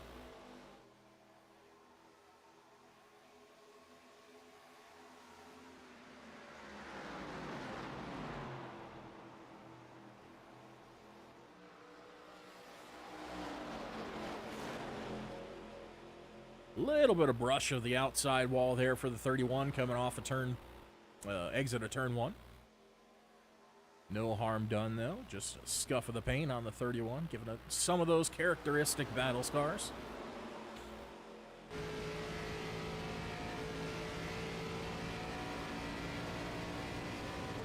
'97 still trying to run down the leader here. He's going to take a wide entry into 3. Hear that downshifting happening once again. Trying to get any little advantage you can possibly do. Let's take a ride along with Dylan Schultz behind him. Let's see if all these drivers have shifted to this strategy or not. Let's go on board now with the 03 as he tries to attack for second place.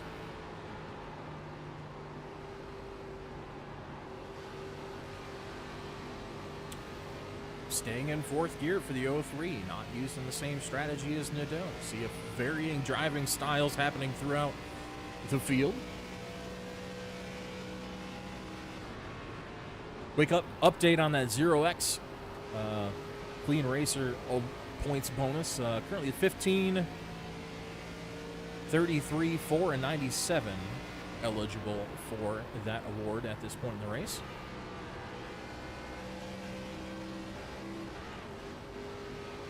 Do hear the shift through turn 3 for Schultz. And hearing that in turns 1 and 3 for the 97. The 03 only doing it in turn 3.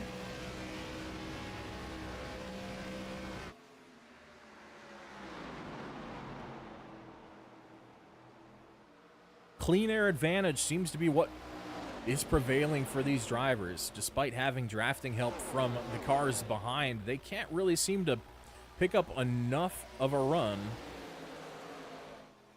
to get around the 15. We saw the same thing from the 03 earlier. Being out front, it's just almost impossible to make that pass on the leader. Would have to have an absolutely massive run or a big mistake out of the leader to make that pass happen.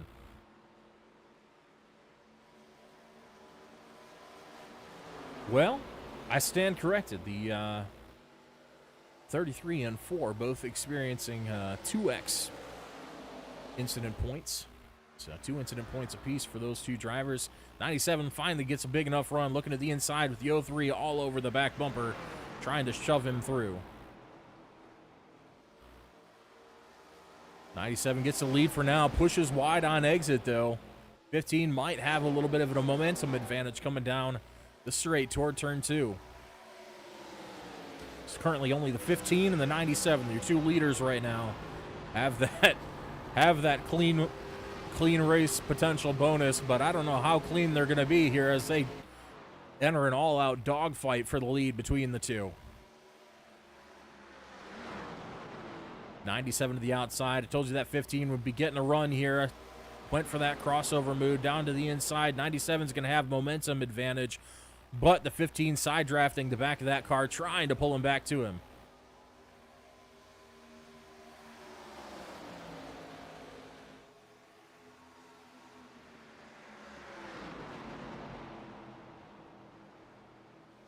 Not going to happen down in turn 1. 97 leading the way by half a car length over the 15 and another half a car length back to the 03. Watching that gap fall from a tenth to half a tenth as they enter the corner. Wide entry there for the 15. Clips a bit of the apron. Is that going to hurt his momentum coming off the corner? No, it will not. He closes within feet of the back of the 97. He's looking to make a move into turn 3. Taking that deep inside line all the way down below the paint. Trying to get to that left rear quarter panel to be able to pull the 97 back to him. He is there. 15 alongside the 97. Packing the air on the spoiler. Creates that separation. They're going to be door-to-door coming down to turn 1.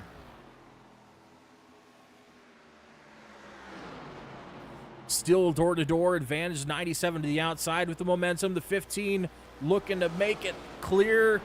Not able to do so. It's going to be side drafting once again. 97 gets clear. 03 teaming up with the 15. Trying to shove him clear. Nope, not going to happen. Thought about it. Decided he'd rather try to make that pass instead. That opens the door for the 31. 31 to the inside for third. Doesn't have the momentum off of turn 2. Down towards turn 3. Still side by side for the lead. 15 might be able to clear here. Can Nadeau get the crossover? Can he reach that left rear quarter panel of the 15? No, he cannot. Cleared by 1 car length. It's a 15 over the 97. Massive push from the 03. He gets the 97 back alongside. Down into turn 1 they go. The 97 just seems to struggle a little bit in dirty air. Can't quite make it stick against the 15. Allen still holding on to that rear quarter panel off of turn 2. Nearly catches a little bit of that outside wall. Just barely keeps it clean coming off the corner. Back to the lead is Nadeau, followed by Allen.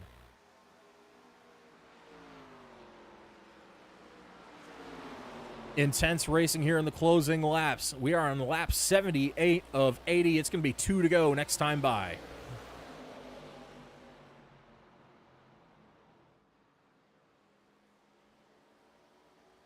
With the advantage right now is Nadeau. Possibly the upset sitting back there in the third in the 03. We saw how big of a run he was able to get to push Nadeau clear of the 15. Can he set that type of move up again, but give himself the opportunity to get to the inside of that second place car? All over the back of the 03 now is that 31, looking to spoil things and ruin any potential plans of passing for the lead that he might have. All 5 of these drivers, as far as I'm concerned, still have a shot at this thing. It'll be a matter of making those passes count as they come up on the lap car. The 89 of Bauman. Can he throw a wrench in things? I guarantee they're all going to be looking to draft a little bit off that 89 car coming down the straights. All the way down to the inside for the 89, keeping it clear. He's going to hit pit road once again. White flag in the air, last lap, 1 to go for Nadeau out front, clear by half a car length over Allen in the 15. Intensity turned up to 11. Deep down into turn 1 goes the 97, the 15 to second, painting that yellow line on the bottom. No help for the 15 behind him. It's between him and the 97 right now. The 03 falling back by 2 car lengths, back in third, under fire from the 31 now. Down to the inside for the lead. Into turn 2 goes the 15 to the inside of the 97. The outside 97 taking the outside lane, going defensive. Can he make it stick? Door to door coming down to turn 3. The final corner here at Pocono. On the last lap of the race, still Nadeau to the outside, dead even midway through the corner. Door to door, they are bumping. Fenders off the corner. It is a drag race to the finish. Nadeau by a nose as the 15 spins out behind, making contact down to the line. Kyle Nadeau, in his first race of the season, claims victory at Pocono Raceway.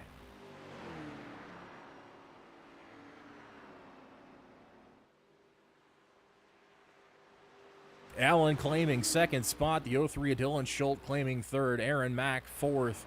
Andy Alt in 5th place, followed by Zach Miller, Randall Peasley, Greg Burchett, Ryan Bailey, and Max Bauman rounding out the top 10 tonight.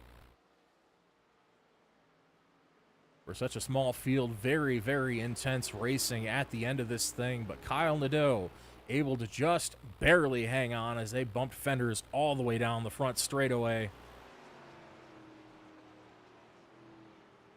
Back and forth they came on the final lap. Let's go back and take a look at the Road Promotions replay cam of that finish. What a great finish it was.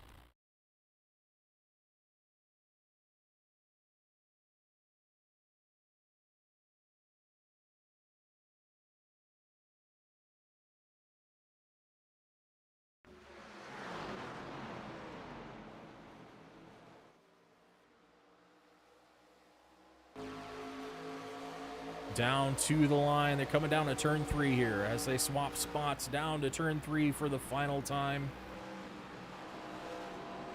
Bumping fenders all the way to the finish, all the way off of turn 3. I'm not sure they're both going to have a clean record after this. Swapping paint all the way down, but it's the 97 that just barely ekes out the win.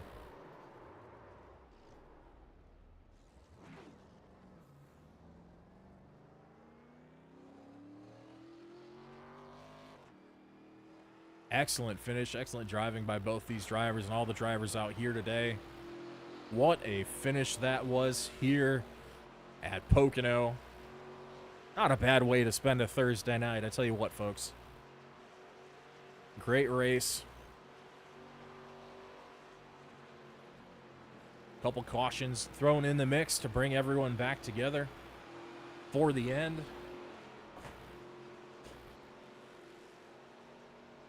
And a great scrap at the finish. As the cherry on top here at the Tricky Triangle.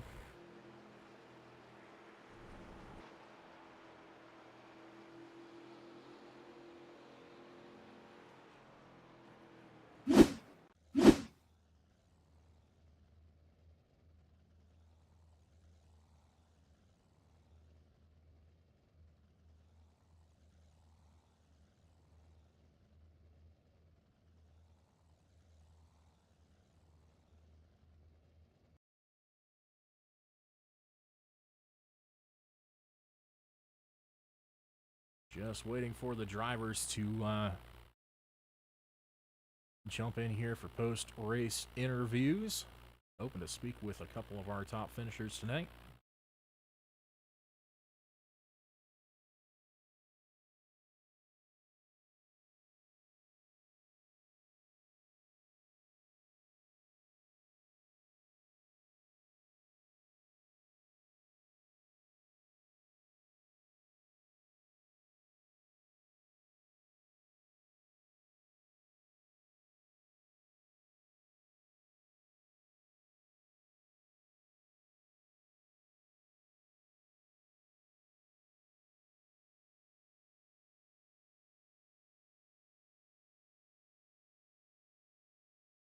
All right, we've got the winners on deck here for interviews here post-race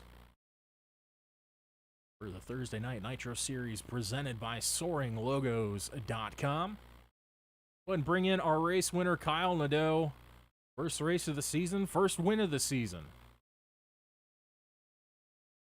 Here with your P1 finisher, Kyle Nadeau, here at the end of the race. Kyle, first race of the year, or first race of the season, comes the first win of the season. Take us through the end of that race and how you made that happen. Passing looked next to impossible throughout the race, so how'd you make that happen there in the closing laps? Well, it wasn't the passing that was impossible. It was keeping the position. The draft is so strong here, and in New York, and especially at Pocono with this really long front stretch. I knew I could gap Bennett on the back stretch through the tunnel turn and whatnot, but he would get such a good run through three and just pull. I would pull him down the front stretch, and by the time we get to turn one, he could either dart out or let me go. He was trying to push me into the corner a little faster than I wanted to go, but that's just that's the nature of the beast with these cars. But that's okay. We had a fantastic race with Bennett and Dylan there. I know it's a couple new races that I'm not drivers that I'm not used to. Yeah, I haven't done this in a while, so yeah, it was just kind of pick your place whenever you wanted to pit. Bennett and I were good on fuel. We were both 2 laps to the good before that caution came out. But once the caution came out, I knew just save the tires, be there at the end, and maybe you can end up in victory lane. And that's that's where I did. Yeah, played to perfection at the end. You mentioned everyone pushing each other into corners, side drafting for all they're worth. It was quite the spectacle in the closing laps. I might just lose my voice before the evening's out. But yeah, what are you thinking of these new cars? You mentioned you haven't done this in a while. A brand new ARCA car to work with. What's your thoughts on that? I love it. Like a lot of people are saying they don't like it because it's tight, and I don't know. It's a different feel compared to the old ARCA car where it didn't have a lot of draft, but it killed the right front. This kills the right front, but it also has a lot of draft, so it's like a heavy next gen street stock. I kind of drive it like, and it seems to work. Absolutely, I would say it works quite well. Able to adapt quickly. That's been the name of the game so far this season. Is drivers who are able to adapt to a very different style of racing than we've seen with past seasons. You see trucks, Xfinity cars, a lot less draft effect on those, and a lot looser setup. So you're relying mostly on mechanical grip. But these cars, you see a huge draft effect. You see quite a bit of aero blocking able to be done as you enter certain corners. We see some guys taking that really wide arc down into the corner, trying to cut off, the air mid corner of whoever happens to be trailing them. So you see a lot of different strategy games being played with these cars. It's almost, you might say it's a thinking driver's car, because you kind of got to plot out your pass attempts and how you plan on keeping the lead after you do make the pass with these cars, more than you might with other cars where you just make the pass and keep driving away. You kind of got to, that's making the pass isn't the end in these cars by any means. You have the chance to get passed right back, and we saw that several times, especially on that last lap there as you traded paint down to the line. Excellent race from you. We're not surprised at all by that. But yeah, congrats on your first win of the season here. We expect to see you throughout the rest of the season here. Yeah, that's the plan so far. All right, I'm love. excited to be running back with these guys, and yeah, what a what a way to make my return. Absolutely love that. Hey, 5 races in, maybe he can still make a bid for that top 6 before the playoffs. Starting off strong. If you keep this up, you just might have a shot at that. So hey, fingers crossed. You pull off a couple more of these, you'll be right in contention with everyone else. What a story that would be, eh? Absolutely. We might have a couple of angry drivers, but man, would it be a show for all of us here watching. That's what we aim to do, right? So I guess now is where I have to thank the sponsors. This is new for me, but let's see. Hopefully, I don't butcher it. Sorry, sponsors. Where are they? Here they are. All right. I want to thank BoomTube for um, broadcasting the league, Soaring Logos, and Rogue Promotions for sponsoring tonight's race. Thank you, everybody, for racing. Bennett, Dylan, Aaron, Greg, everybody out there racing clean, having fun. Adam, thank you for putting on the broadcast, and everybody watching.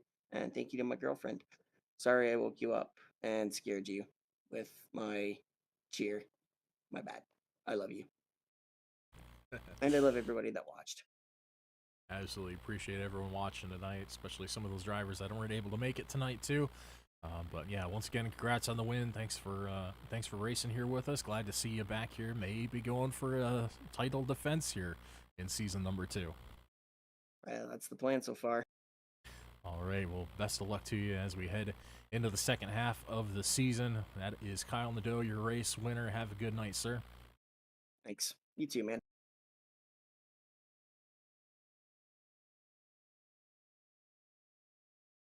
All right. We'll go ahead and bring in our second place finisher, hopefully.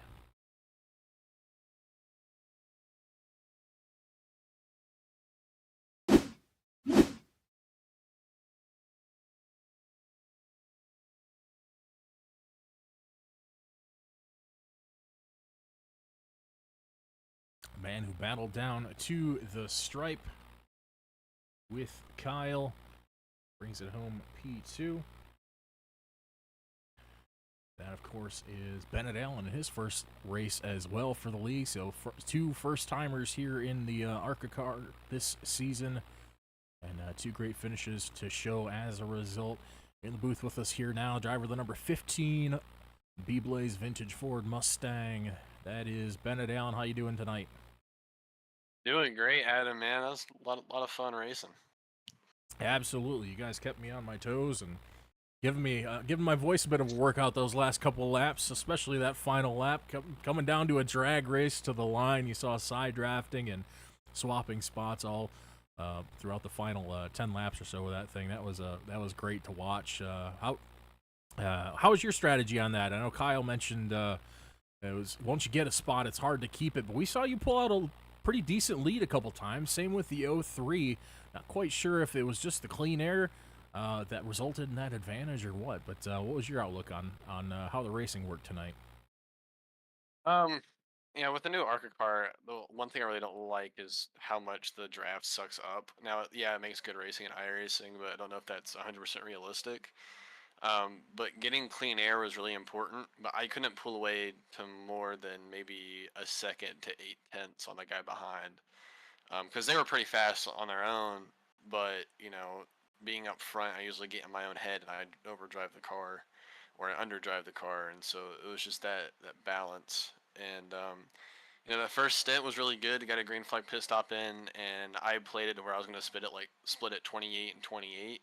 So run 28 laps pit, run another 28 laps of pit if it went green all the way. And I thought that worked out great in that first stint because I got out to like a 4-second lead on Kyle and like a 2-second lead on Dylan.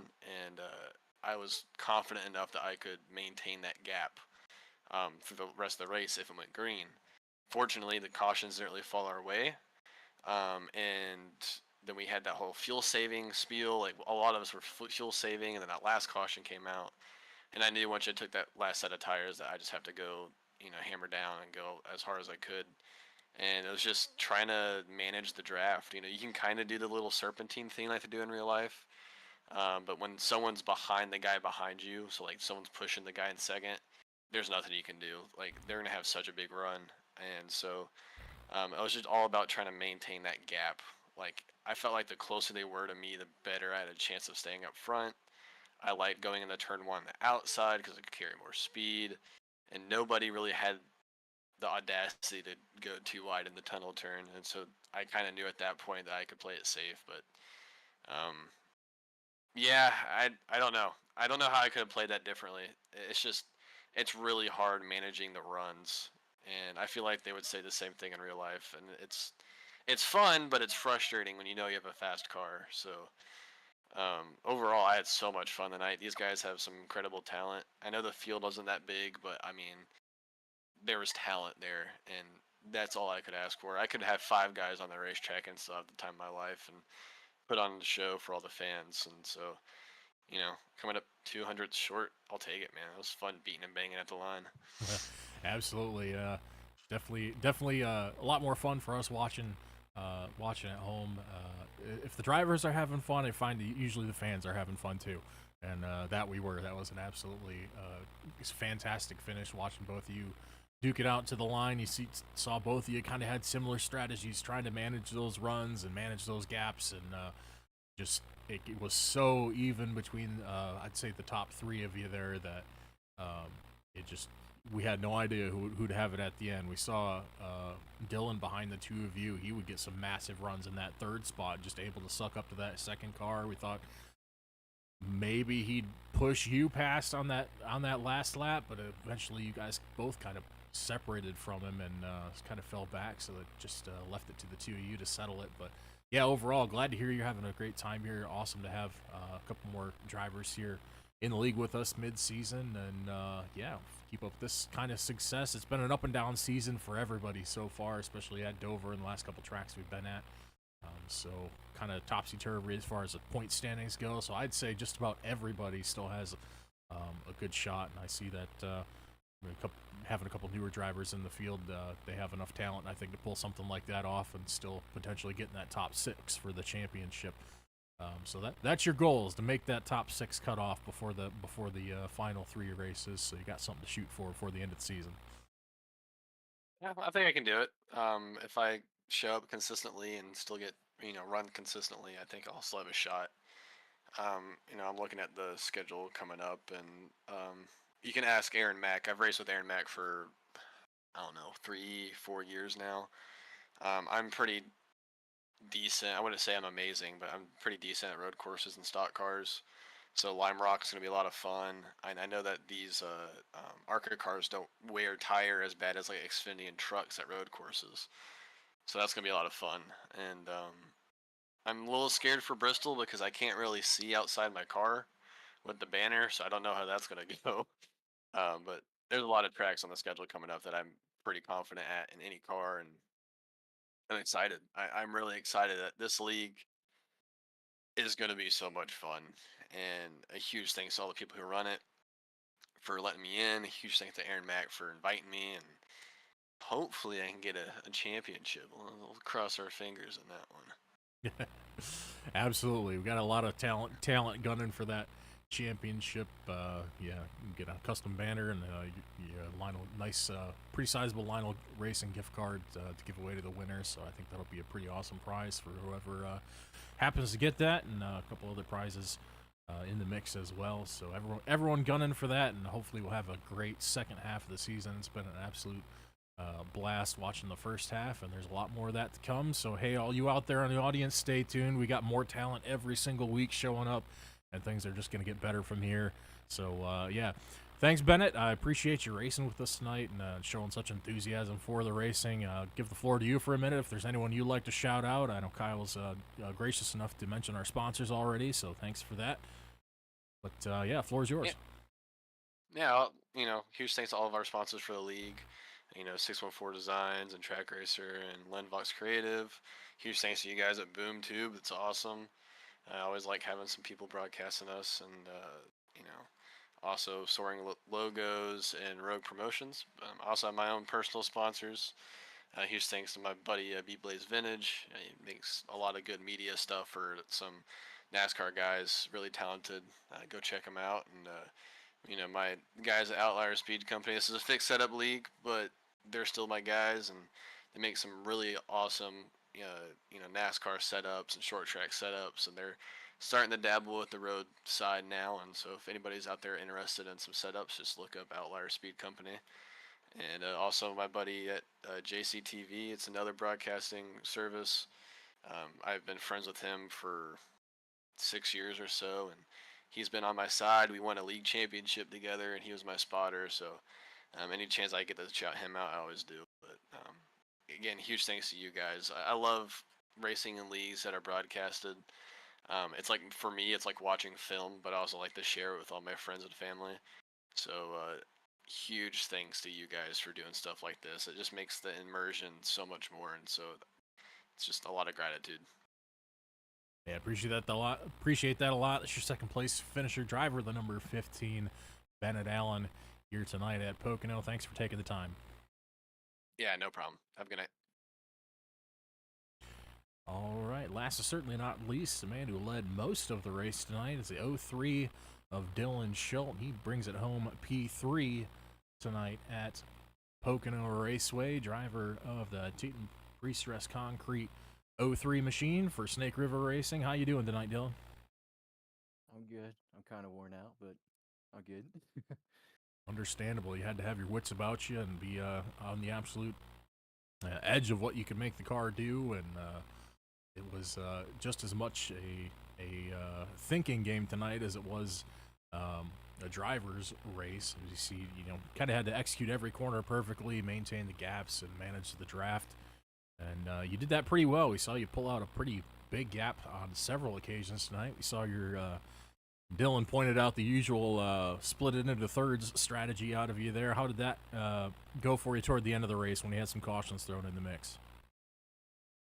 Yeah, it was good. I got lucky with that last caution because I was about 2 laps short, so I was just kind of throwing it out there and hoping for a caution, and it happened right in front of me, so got lucky on that one. Yeah, absolutely. Very, very narrowly missed that, and would have hated to see that after such a strong performance today. But been a pretty good few weeks for you. You've had a lot of speed in that 03 car. You got any particular, I guess, secret behind that? Is it just I want to say you're improving every week, but that would almost be to say that you started off bad or something, which you absolutely didn't. But just seeing you coming on really strong the last couple of weeks, and you've been leading a lot of laps out there, and just putting on a great performance every week. So any particular thing and responsible for that? You've been working with anyone else on race strategy, or is this all natural talent?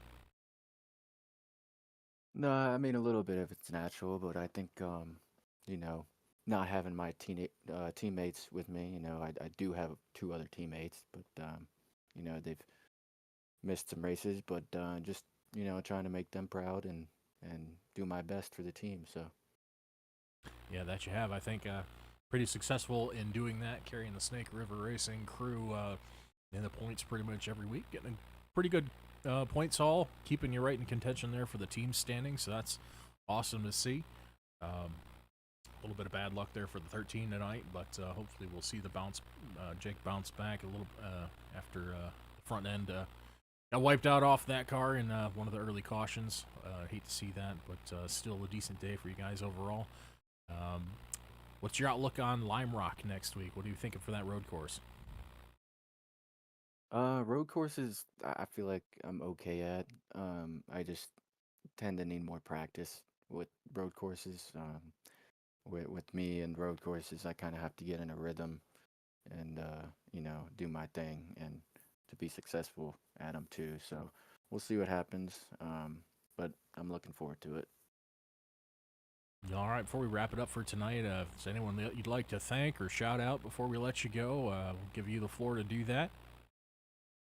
Yeah, just my teammates, Team Snake River Racing, league sponsors, Boom Tubes, Soaring Logos, Rogue Promotions, all of them, and everyone who puts this league together and broadcasts it. It's very fun to be a part of. Well, as always, appreciate you racing with us. Good to see you up front every week contending for wins, and hopefully we see you in victory lane again before the end of the season. Appreciate it. Thanks, Adam. All right, that's been your third place finisher, the 03 Dylan Schultz. Well, that's going to wrap it up for us here at Pocono Raceway here for race number 5 of the Thursday Night Nitro Series presented by SoaringLogos.com. Of course, thank you so much for them to coming on this week and throughout the remainder of the season. Thanks so much to the drivers for also helping us shout them out. Cannot say enough how much we appreciate their support here for the league. It's been absolutely great to have them on board. And thank you to Randall Peasley for helping get that set up and working with our sponsors and getting everything in place here so we can keep growing this league and bring more great races like this to you.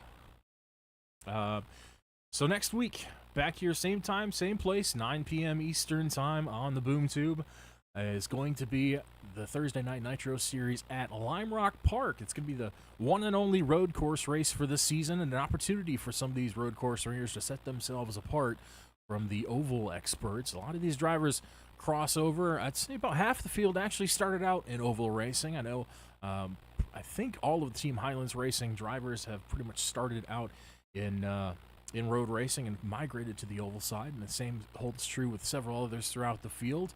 And others have learned the opposite. They started out in oval and started gradually learning in sports cars and open wheel the ins and outs of road course racing. So I think that's going to be an exciting race top to bottom. As Bennett mentioned, it's going to be a pretty hard fought race. These tires don't wear much on these ARCA cars, so road course racing is just an all-out brawl, and it's a battle. Whoever can stay on top of the wheel and push the thing the longest.